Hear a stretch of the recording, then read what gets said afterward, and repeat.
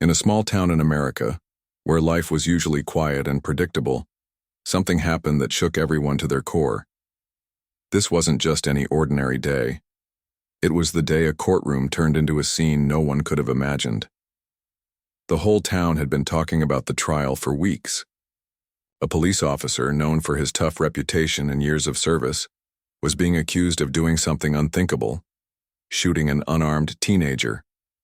The victim, a young man full of dreams and potential, was gone too soon, leaving behind a grieving family and a community divided. The lawyer representing the victim's family was a man who had made a name for himself as someone who didn't back down, no matter how hard the fight got. He was determined to uncover the truth, even if it meant going up against some of the most powerful people in the town. On the other side of the courtroom sat the officer, a man who had once been seen as a hero by many, but now stood accused of a crime that had torn the town apart. As the trial began, emotions ran high. People packed into the courtroom, eager to hear what would happen next. Some believed the officer was innocent, while others thought he was guilty and deserved punishment. The air was thick with tension as both sides presented their cases. The lawyer worked tirelessly, digging through evidence, asking tough questions, and trying to piece together what really happened on that fateful night. Then came the moment that changed everything. During cross-examination, the lawyer found something shocking, evidence suggesting the officer might have tampered with video footage from his body camera. It was a bold accusation, one that sent ripples through the room. The officer, visibly frustrated, shifted uncomfortably in his seat. His face turned red as the lawyer pressed him harder, demanding answers. The questions kept coming, each one sharper than the last. "Why does the footage cut off at this exact moment?" the lawyer asked, his voice calm but firm. "What were you trying to hide?" The officer hesitated, sweat forming on his forehead. For a brief second, there was silence, a heavy, suffocating kind of silence that made everyone hold their breath. And then, without warning, the unthinkable happened.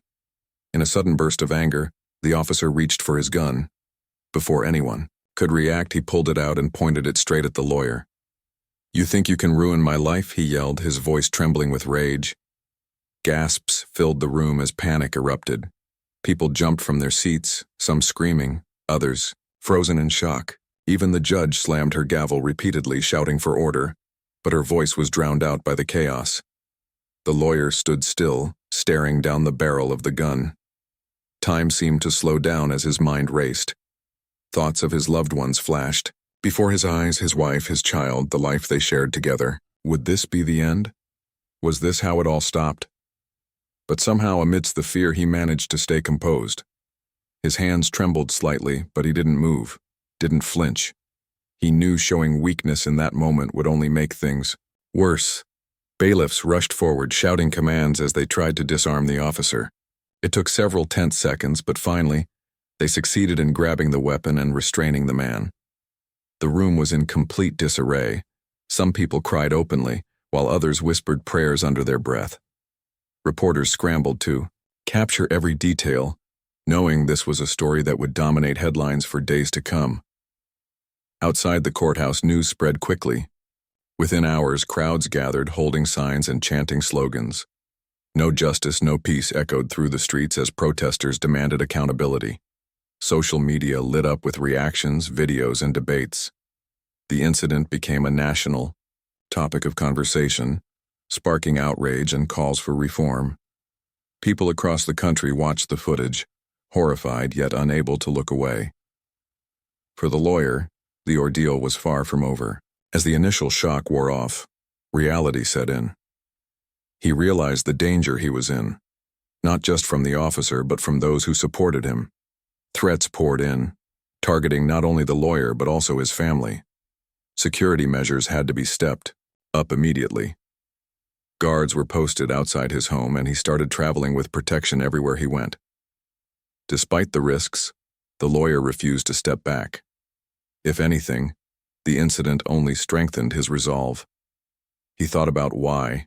He became a lawyer in the first place, to fight for those who couldn't fight for themselves. To give a voice to the voiceless. And now, more than ever, he felt the weight of that responsibility. Giving up wasn't an option. As the days passed, the town remained on edge. Conversations revolved around the trial, the officer's actions, and what it all meant for the future. Friends argued, families disagreed, and tensions simmered beneath the surface. But one thing was clear: nothing would ever be the same again. The courtroom drama had exposed deep-rooted issues that couldn't be ignored anymore. What happened next would shock the nation even further. New revelations emerged, shedding light on patterns of misconduct within the police department. Evidence surfaced that painted a troubling picture of corruption and cover-ups. The lawyer dug deeper, determined to expose the truth, no matter the cost. Each new discovery brought fresh challenges, forcing him to navigate a minefield of threats and obstacles, but through it all he held on to hope. Hope that justice could still prevail. Hope that the system, flawed as it was, could be pushed toward fairness. And hope that his work would inspire others to stand up and demand change. Because in the end, it wasn't just about winning a case. It was about proving that courage and integrity could triumph over fear and injustice. The courtroom was still buzzing with chaos even after the officer was disarmed and dragged out. People shouted, cried, and whispered in disbelief. The judge tried her best to restore order, banging her gavel so hard it felt like the sound would never stop. But no one could calm down. Not the lawyers, not the jury, and certainly not the spectators who had just witnessed something they never thought possible. A police officer, a person sworn to protect and serve, had pulled a gun on a lawyer right there in front of everyone. Outside the courthouse, news vans lined up like soldiers ready for battle. Reporters shoved microphones toward anyone willing to talk, desperate to get reactions from witnesses or family members connected to the case. Cell phone videos of the incident went viral within minutes, spreading across social media platforms faster than anyone could keep track. Every corner of the internet lit up with opinions, outrage, and debates. Some called it an act of desperation, others labeled it as pure evil. Whatever people believed, one thing was certain: this story wasn't going away anytime soon. For the lawyer at the center of it all, life became a whirlwind overnight. As he left the courthouse that day, surrounded by security guards, cameras flashed in his face from every direction. Strangers shouted questions at him, some supportive, others accusing. "Are you okay?" one voice asked. "Do you think justice will be served?" another yelled. He didn't answer any of them. His mind was racing too fast to process anything clearly. All he wanted was to get home to his family, to hug his wife and child tightly and remind himself why he did what he did. But when he finally reached home, safety felt fleeting. His house, once a peaceful sanctuary, now felt like a fortress under siege. Anonymous threats poured in through emails, texts, and even handwritten letters slipped under his door. Some warned him to drop the case if he valued his life. Others used hateful language meant to intimidate him into silence. It was terrifying. But deep down he knew backing down wasn't an option. If anything, the threats only fueled his determination. This wasn't just about one man anymore. It was about standing up for everyone who'd been wronged by those in power. Meanwhile, the officer's legal team scrambled to defend him. They argued that their client had acted out of extreme emotional distress during the trial. He was provoked, they claimed, pointing fingers at the lawyer's aggressive questioning style. Anyone in his position would have reacted similarly. Public opinion split sharply along familiar lines.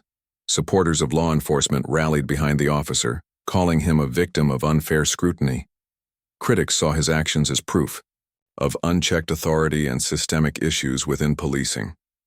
As days turned into weeks, protests erupted nationwide.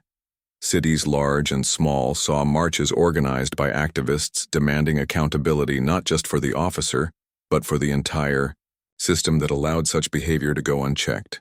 Chants of "No justice, no peace" echoed through streets filled with signs bearing slogans like "Protect our heroes" and "Truth over power." Social media played a huge role in amplifying these voices, turning local outrage into a national movement.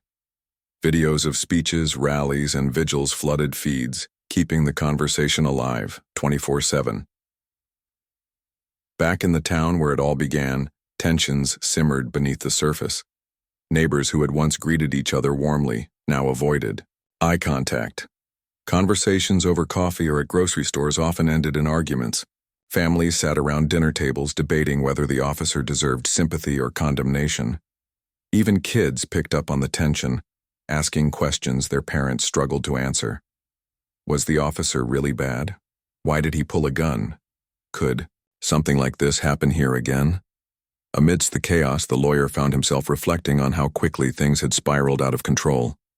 Just weeks ago, he'd been focused solely on building a strong case against the officer. Now he was navigating uncharted territory, dealing with death threats, constant media attention, and the weight of representing not just one grieving family, but an entire movement hungry for change. There were moments when doubt crept in. Was he doing the right thing? Could he truly make a difference, or was he putting himself and his loved ones in more danger than they could handle? Despite the fear gnawing at him, he reminded himself of the bigger picture. He thought about the young man whose life had been cut short, the laughter, dreams, and potential stolen forever. He thought about the family left behind, struggling to find closure while facing hostility from those defending the officer. And he thought about all the other families out there who might never see justice unless someone stood up and fought for them. One evening, exhausted from another long day, the lawyer sat alone in his office. Papers cluttered his desk, evidence stacked high in folders marked confidential. On the wall hung a framed quote his father had given him years ago. "Courage isn't the absence of fear, it's acting in spite of it." Staring at those words, he realized how true they were. Courage wasn't about feeling brave. It was about moving forward even when your knees shook and your heart raced. That realization gave him strength. No matter how scary things got, he couldn't let fear dictate his choices. While the lawyer prepared for the next phase of the trial, the officer faced new charges stemming from his actions in the courtroom. Attempted murder, contempt of court, and several other counts piled onto the original accusation of fatally shooting an unarmed teenager. Legal experts debated endlessly about whether the two cases should be tried separately or together. Meanwhile, the officer remained behind bars awaiting his fate. Gone was the confident demeanor he once carried. Instead, he appeared defeated, haunted by the consequences of his impulsive decision. Public interest in the case showed no signs of fading. News outlets dedicated hours of coverage to dissecting every detail, while late-night talk show hosts cracked jokes that ranged from insightful to insensitive. Memes mocking the officer circulated online alongside heartfelt tributes to the young man whose death started it all. Schools held discussions about police reform, and community leaders urged people to channel their anger into productive action rather than violence. As the trial date approached, anticipation reached fever pitch. Would the jury side with the prosecution or the defense? Could the lawyer prove beyond reasonable doubt that the officer was guilty? Or would the officer walk free, leaving the nation angrier and more divided than ever? Everyone had theories, predictions, and hopes, but no one knew for sure what would happen next. What did become clear, however, was that the stakes had never been higher. This wasn't just about one trial or one town. It was about exposing truths, long-buried challenging systems resistant to change, and deciding what kind of future people wanted to build. For the lawyer, the pressure was immense. But he also knew that sometimes the hardest battles yield the greatest victories, and if he succeeded, it wouldn't just be a win for him or the victim's family. It would be a step toward healing wounds that had festered for far too long. As the trial moved forward, tensions didn't ease, they only grew thicker.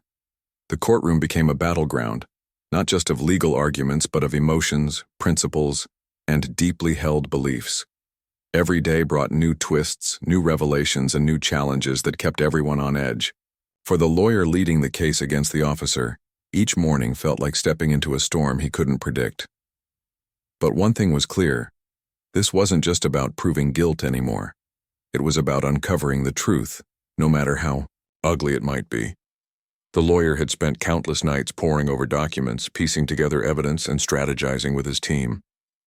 He knew the weight of what he was carrying, not just for himself but for the family who had lost their son, for the community watching closely, and for the countless others who felt their voices were being silenced. The stakes were enormous, and every move mattered. One wrong step could derail everything. Then came the breakthrough. Late one night, while reviewing files from an old internal investigation within the police department, the lawyer stumbled upon something shocking. Hidden deep in the paperwork were patterns of misconduct involving not just the officer on trial, but several other officers too. These weren't isolated incidents. They were part of a disturbing trend. Reports showed that these officers had tampered with evidence, intimidated witnesses, and even falsified reports in multiple cases, many of which involved black victims. It was a conspiracy bigger than anyone had imagined. At first, the lawyer couldn't believe what he was seeing. His heart raced as he flipped through page after page, connecting dots that painted a horrifying picture. This wasn't just about one bad apple. It was about a rotten system protecting its own at any cost. He knew he had to act fast. If this information got out, it could change the entire narrative of the trial, and maybe even the way people thought about policing itself. But exposing the truth wouldn't be easy. The lawyer reached out to a whistleblower, a fellow officer who had grown disillusioned with the corruption inside the department. This person agreed to share more details under the condition of anonymity, knowing full well the risks involved. Together, they compiled a dossier of evidence so damning that it would shake the foundation of the police force. Photos, emails, audio recordings, it all pointed to a culture of abuse and cover-ups that had gone unchecked for years. When the lawyer decided to go public with the findings, he knew it would ignite a firestorm. He called a press conference. Outside the courthouse, standing behind a podium flanked by supporters and activists. Cameras clicked furiously as reporters leaned forward, eager to hear what he had to say. With steady hands and a calm voice, he laid out the evidence piece by piece, showing how the officer on trial wasn't working alone. "This isn't just about one man," he said, looking directly into the cameras. "It's about a system that has failed us time and time again." The room fell silent as the gravity of his words sank in. Then came the questions, rapid fire, intense, probing. Reporters demanded answers. How long had this been going on? Who else was involved? What did this mean for the future of law enforcement? The lawyer answered as best he could, but he also made it clear that the responsibility lay with the authorities to investigate further. "We can't sweep this under the rug," he said firmly. "If we want real change, we have to confront the truth head-on." By the time the press conference ended, the story had exploded across every news platform imaginable. Headlines screamed about corruption and cover-ups, sparking outrage nationwide.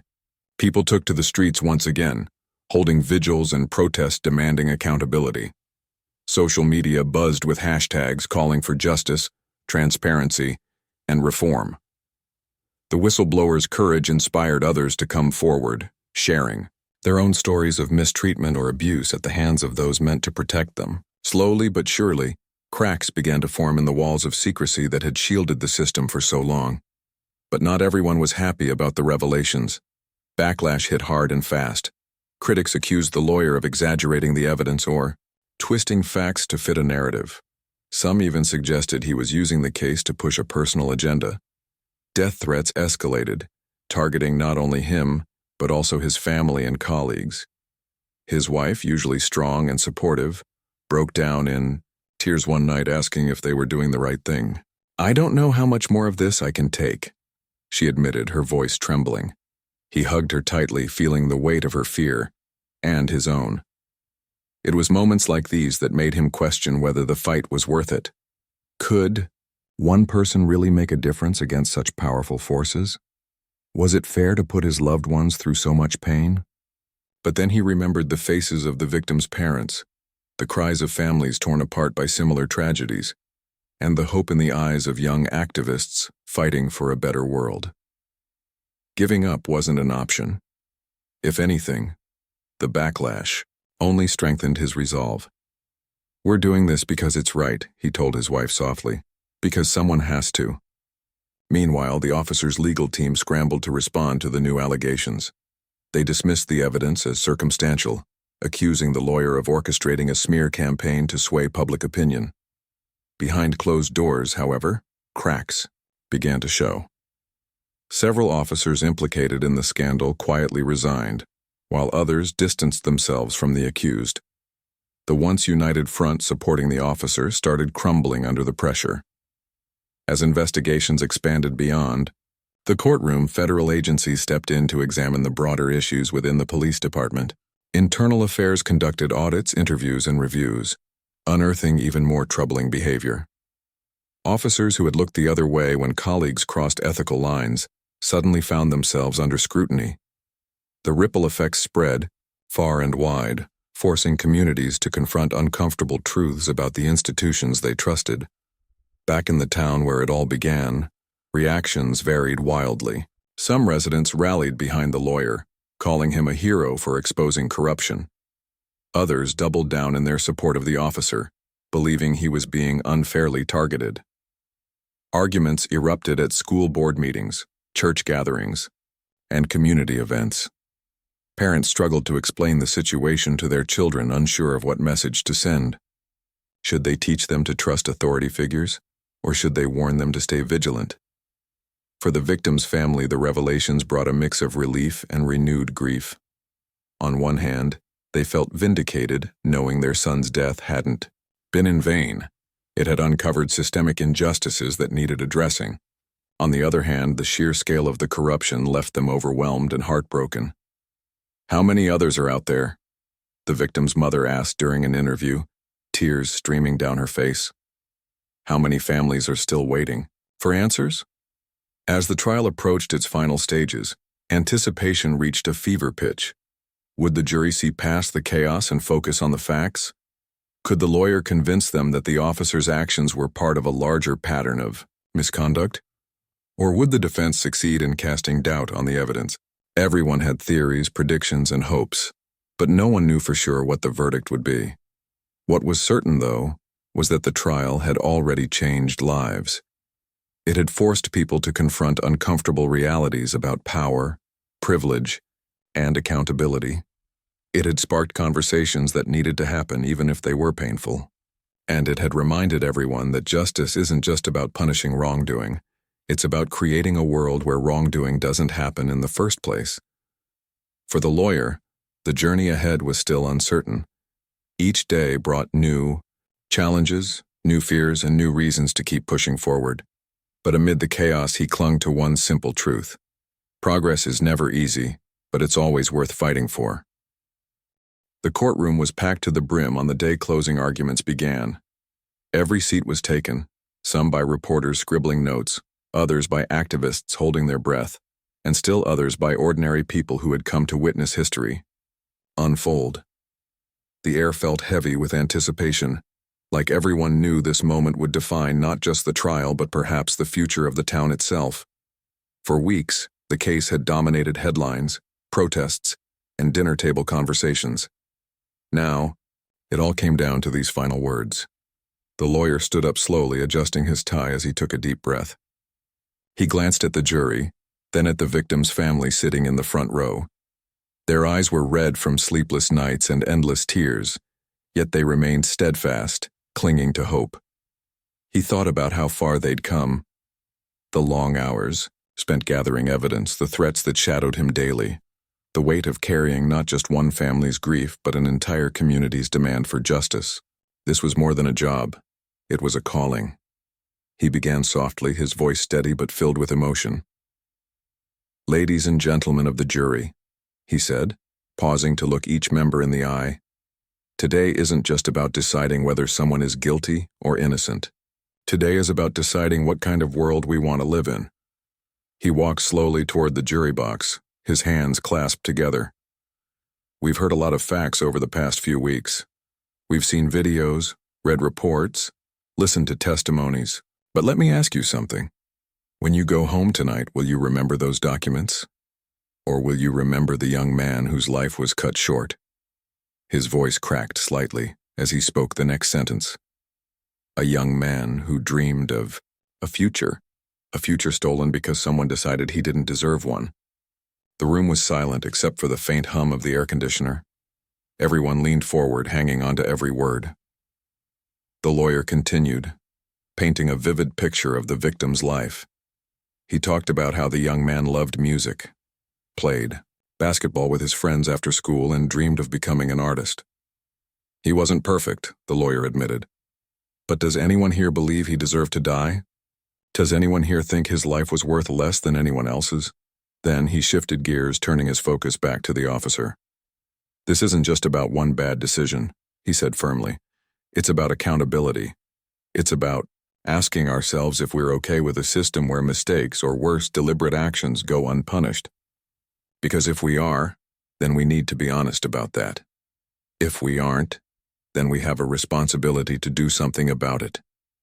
His tone grew sharper as he addressed the broader issues uncovered during the trial. We've learned that this isn't an isolated incident. This isn't just one person making a mistake. This is part of a pattern, a culture of abuse, cover-ups, and impunity. And if we don't hold people accountable today, what message are we sending? That some lives matter more than others. That power excuses wrongdoing. By the time he finished, the courtroom was eerily quiet. Even the judge seemed moved, taking a moment before calling for a recess. As the lawyer returned to his seat, the victim's mother reached out and squeezed his hand. Her eyes said everything words couldn't: gratitude, pain, and above all, trust. In that moment, he reminded himself why he kept going despite the risks. This wasn't just about winning a case. It was about honoring a life unjustly taken. When the defense team stepped up, their strategy was clear: cast doubt. They argued that the officer acted out of fear, claiming he believed his life was in danger. They questioned the credibility of the evidence presented, accusing the prosecution of cherry-picking details to fit a narrative. At one point, the lead defense attorney even turned to the jury and said, "You can't convict a man based on emotions. You have to look at the facts, and the facts show reasonable doubt." Their arguments were polished, practiced, and designed to tug at different strings. They appealed to sympathy for the officer, portraying him as a scapegoat caught in a larger political storm. They highlighted inconsistencies in witness testimonies and pointed out gaps in video footage. By the end of their presentation, some jurors looked uncertain, shifting uncomfortably in their seats. After both sides rested their cases, the judge gave her instructions to the jury. She reminded them of their duty, to weigh the evidence carefully, set aside personal biases, and make a decision based solely on what had been presented in court. Then, with a solemn nod, she sent them off to deliberate. What followed was excruciating. Hours stretched into days as the jury debated behind closed doors. Outside the courthouse, tensions simmered. Protesters gathered daily, holding signs and chanting slogans. Reporters camped out, waiting for any scrap of news. Inside the building, the lawyer paced nervously, trying to distract himself with paperwork, but unable to shake the feeling of impending doom or triumph. Finally, on the third day, the jury reached a verdict. When the foreperson stood up to deliver it, the courtroom fell so silent you could hear a pin drop. "We, the jury, find the defendant."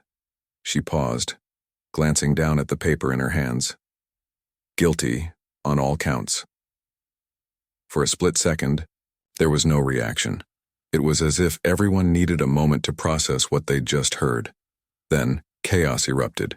Cheers broke out among supporters of the victim's family, while gasps and murmurs rippled through the crowd.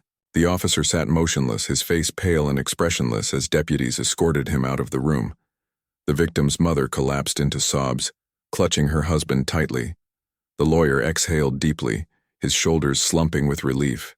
But the victory was bittersweet. As the celebration spilled outside onto the courthouse steps, the lawyer couldn't help but reflect on the cost of this win. The threats, the sleepless nights, the toll it had taken on his family, it all weighed heavily on him. Yet he also knew this was only the beginning. Convicting one officer wouldn't fix the broken system overnight. There was still so much work to be done. That evening, as he drove home under the watchful eyes of security guards, his phone buzzed nonstop with messages.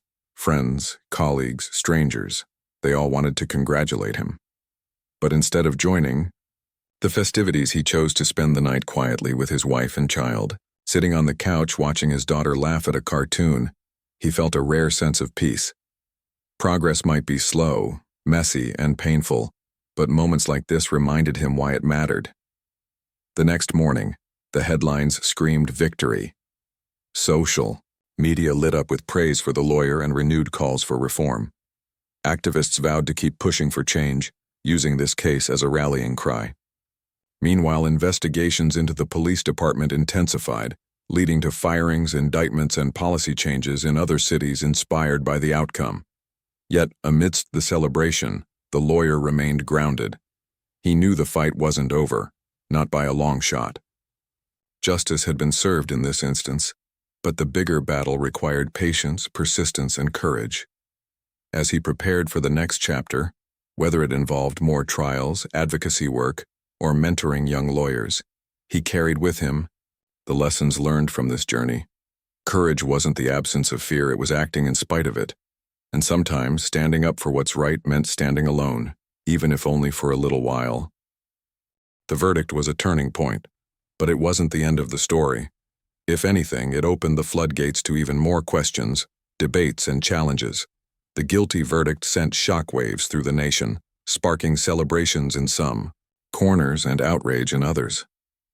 For the victim's family, it was a moment of vindication, a hard-fought acknowledgement that their loved one's life mattered.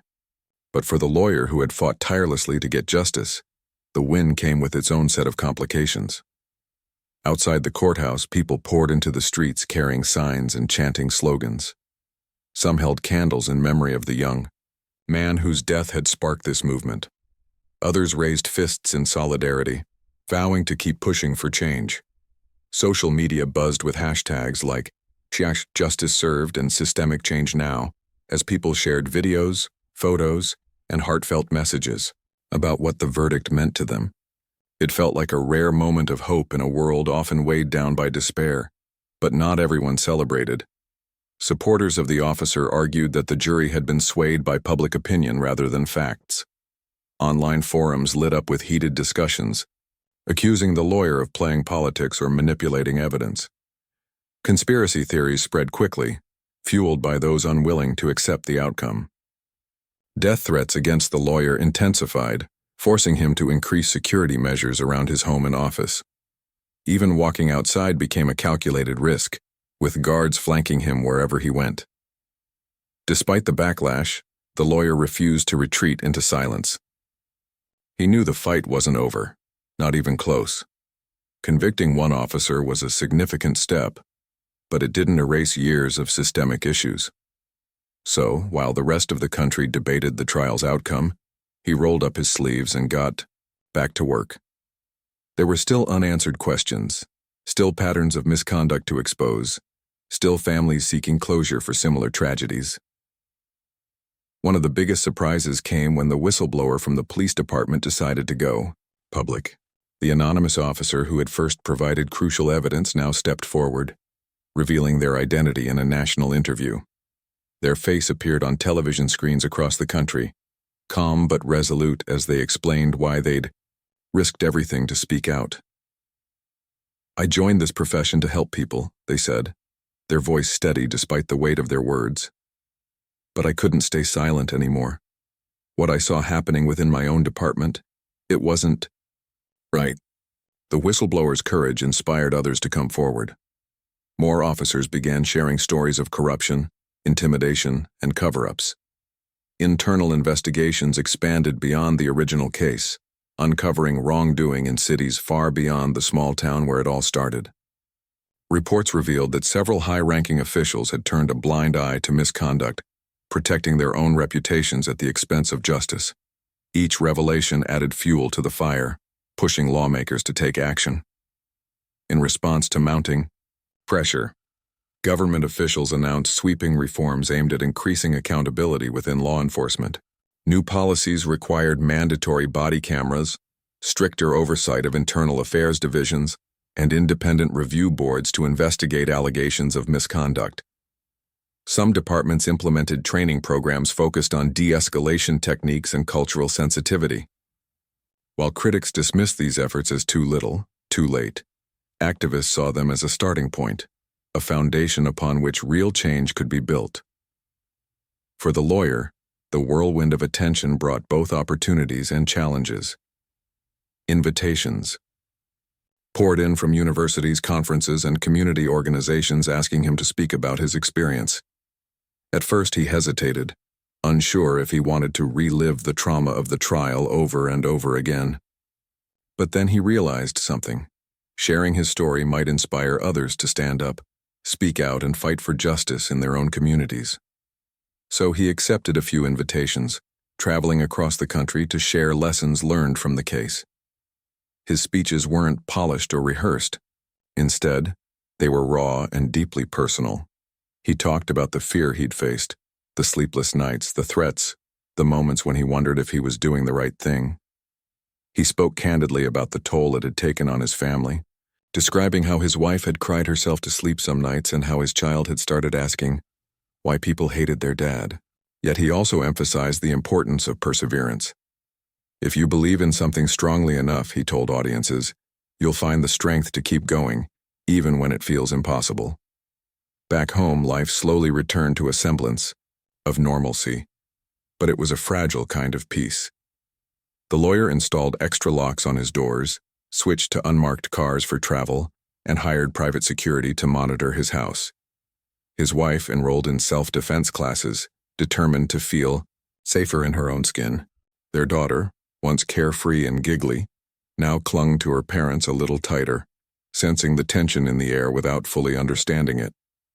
It broke his heart to see her innocence shaken, but he reminded himself that shielding her from reality wouldn't protect her forever.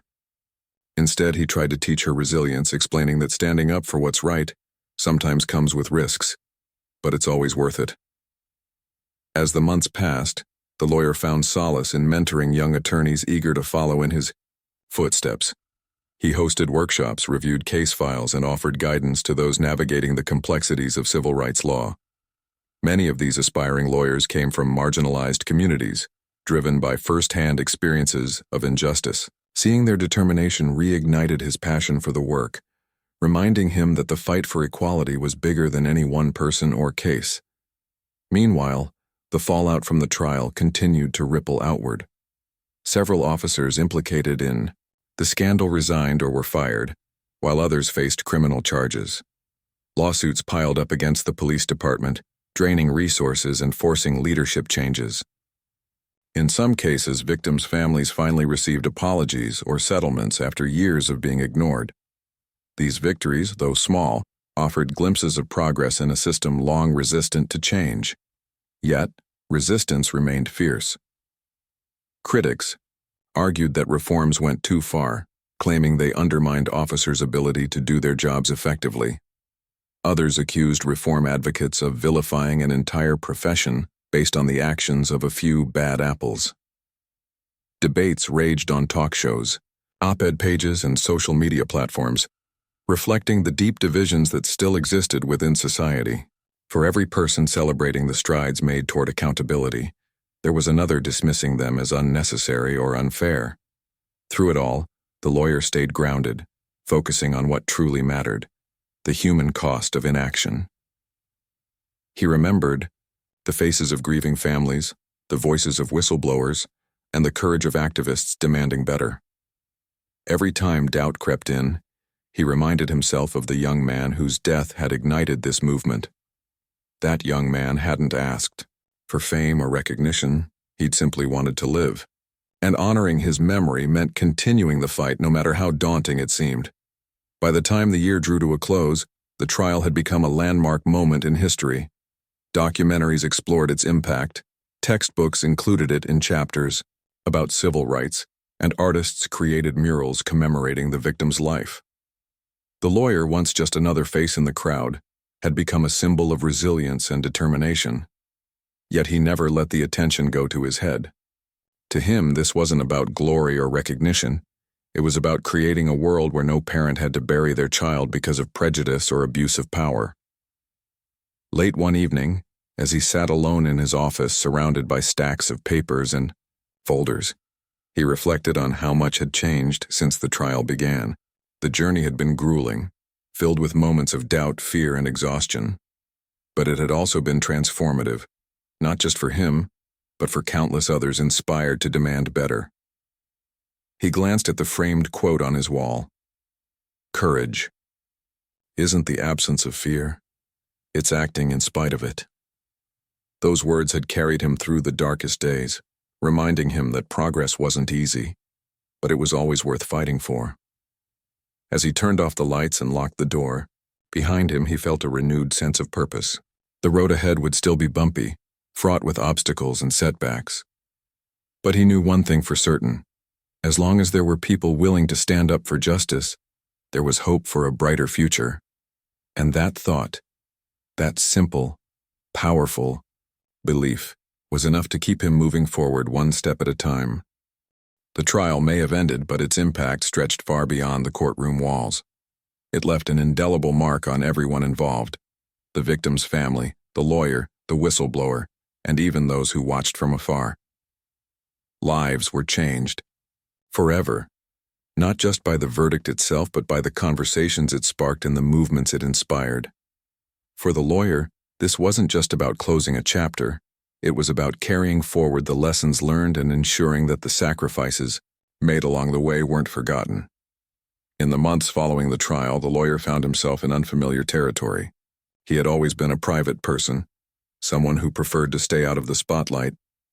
But now his face was everywhere, on magazine covers, news segments, and billboards promoting justice reform campaigns. People stopped him on the street to thank him or share their own stories of loss and struggle. Some called him a hero, while others simply said, "You gave us hope." At first, he didn't know how to respond. The weight of those words felt too heavy to carry. How could one person live up to such expectations?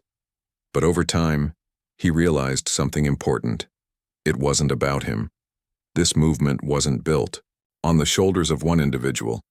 It was fueled by collective action. Every protester holding a sign, every activist organizing marches, every teacher discussing systemic racism in classrooms.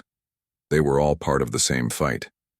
And if sharing his story helped inspire others to join in, then maybe being in the spotlight wasn't such a bad thing after all. One of the most surprising developments came when the lawyer decided to write a book. At first, he hesitated. Writing wasn't his strong suit, and reliving the events of the trial seemed daunting. But friends encouraged him, saying his perspective could offer guidance to others facing similar battles. So he sat down at his desk late at night, penning chapters filled with raw emotion and hard-earned wisdom. He wrote about the fear of standing up against powerful forces, the importance of community support, and the resilience required to keep going when everything felt impossible. When the book finally hit shelves, titled Truth Under Fire, it became an instant bestseller. Readers connected deeply with its message of courage and perseverance. In the final pages, he reflected on what he'd learned throughout the journey. Change doesn't happen overnight, and it certainly doesn't come without sacrifice. But progress is possible when we refuse to give up, even when the odds seem stacked against us. The book resonated not only with activists and lawyers, but also with everyday people searching for ways to make a difference. Schools added it to reading lists, book clubs discussed it passionately, and organizations used it as a tool for training future leaders. Through the written word, the lawyer extended his reach far beyond what he'd imagined, planting seeds of inspiration in places he'd never set foot. Meanwhile, the victim's family began rebuilding their lives in the wake of tragedy. Losing a loved one under such circumstances leaves scars that never fully heal, but they found solace in knowing his death hadn't been in vain. His name became synonymous with justice, appearing on plaques, scholarships, and community centers dedicated to fostering equality and understanding. His mother often spoke at events, her voice trembling yet resolute as she urged audiences to honor his memory by continuing the fight. He was more than a statistic, she would say. He was a son, a brother, a friend, and he deserved better. For the whistleblower life took unexpected turns as well. Stepping into the public eye had been terrifying, but it also brought a sense of purpose. They traveled across the country, speaking to police departments, government panels, and advocacy groups about the importance of accountability within law enforcement. Their courage inspired other officers to speak out, creating a ripple effect of transparency and reform. Though the backlash was fierce, some colleagues ostracized them, while others labeled them a traitor. They stood firm, knowing they'd done the right thing. As reforms continued to roll out nationwide, debates raged on about their effectiveness. Some praised the changes as long overdue steps toward fairness, while critics argued they fell short of addressing deeper issues. Activists pushed for more comprehensive measures, including reallocating resources to prioritize mental health services and community programs. The conversation evolved, growing richer and more nuanced as new voices joined in. What started as outrage over one case blossomed into a broader movement tackling inequality in all its forms. Back in the small town where it all began, things slowly returned to normal, or at least a new version of it. Conversations once avoided were now happening. Openly, families sat around dinner tables discussing privilege and prejudice. Teachers incorporated discussions of systemic injustice into their lesson plans. Community leaders organized workshops aimed at bridging divides between residents and law enforcement. Progress was slow, uneven, and sometimes painful, but it was progress nonetheless. For the lawyer, the journey transformed not only his career but also his personal life. Spending so much time fighting for justice had taken a toll on his relationships, especially with his wife and child. There were days when guilt overwhelmed him, wondering if he'd sacrificed too much of his family's happiness for the sake of the cause. But together they worked through it. Therapy sessions helped them process the trauma, and quiet evenings spent laughing over board games reminded them of what truly mattered. They emerged stronger, united by shared experiences and a renewed commitment to supporting each other. Years later, when asked how he wanted to be remembered, the lawyer smiled softly. "I don't need anyone to remember my name," he said. "What I care about is whether the world is a little fairer, a little kinder because of the work we did. If someone somewhere feels empowered to stand up for what's right, then I've done my job." And indeed, the legacy of the trial lived on, not just in courtrooms or policy changes, but in the hearts of ordinary people inspired to take action. Art murals depicting the victim's face appeared in cities worldwide, accompanied by quotes like, "Justice starts with truth," and "Every life matters." Songs were written, poems recited, and documentaries produced, ensuring that the story wouldn't fade into history. In the end, it wasn't just about convicting one officer or exposing corruption in one department. It was about proving that courage could spark change, that truth could shine even in the darkest corners, and that unity could overcome division. The road ahead remained challenging, full of obstacles yet to be tackled. But as long as there were people willing to stand up, speak out, and push for a better future, the flame of hope burned brightly. Because in the grand tapestry of humanity, every thread matters, every voice counts, and every act of bravery contributes to a world where justice isn't just a dream, it's a reality worth fighting for.